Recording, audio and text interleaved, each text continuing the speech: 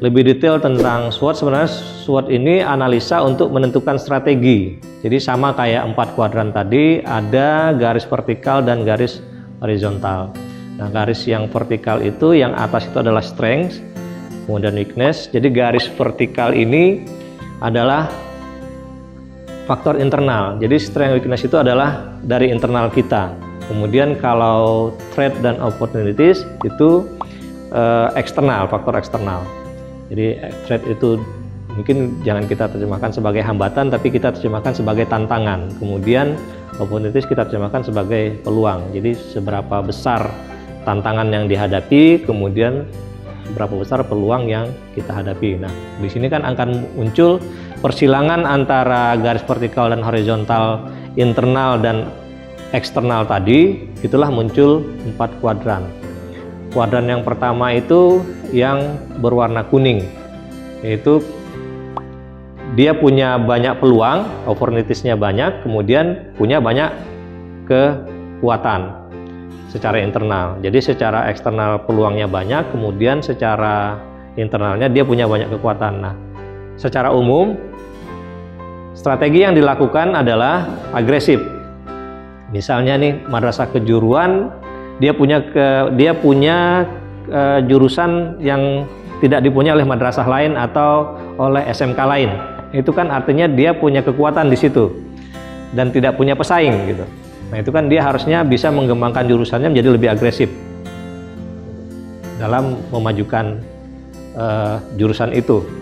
Nah, kemudian kalau kita lihat di kuadran biru, yaitu punya banyak peluang, tapi secara internal punya banyak kelemahan.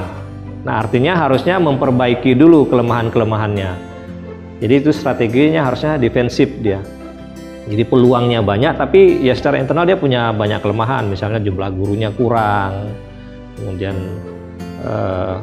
siswanya kurang dan segala macamnya. Jadi strateginya perlu dilihat dari situ.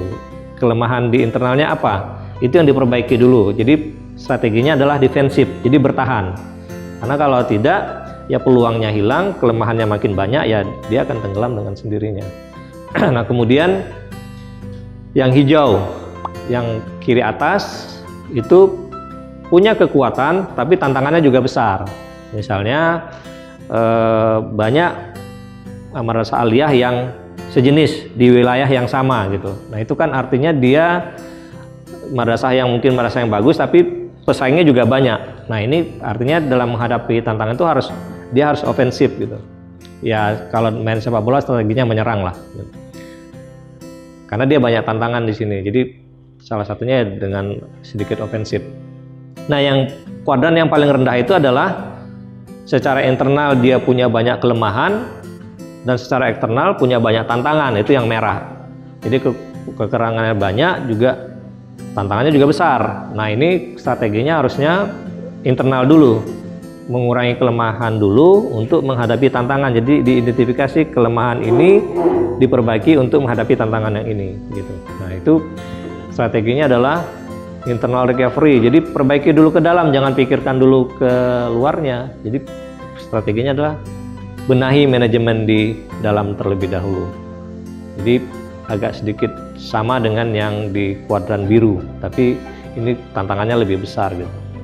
Nah, mungkin itu yang perlu diperhatikan. Jadi strategi secara umum, setelah EDM dilakukan, kita mendapat gambaran, oh kita ada di kuadran yang kuning, kita bisa agresif. Jadi apapun yang kita lakukan, harusnya itu bisa membuahkan hasil yang baik untuk madrasah kita.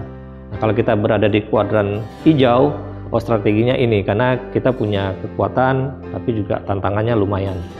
Kemudian kalau di kuadran biru, kita banyak peluang, manfaatkan peluangnya, tapi cara memanfaatkan peluang ya harus dengan memperbaiki dulu ke dalam gitu.